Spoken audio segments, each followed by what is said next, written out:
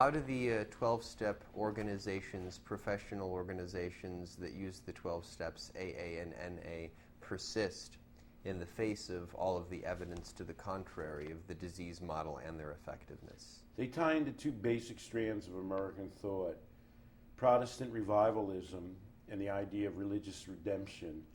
If you get up, confess your sins, seek absolution, and turn yourself over to a higher power, then you too can be saved. That's a really deep chord in American experience.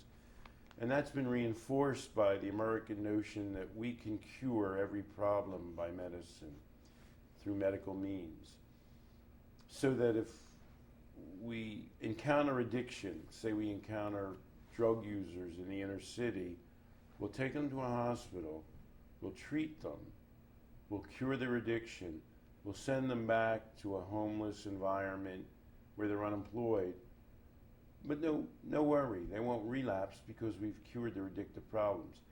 That's a fantasy. Everybody knows it's a fantasy, but it's fundamentally reassuring, and it's a lot easier than trying to envision how you could actually deal with the social and economic problems that underlie those kinds of addictions.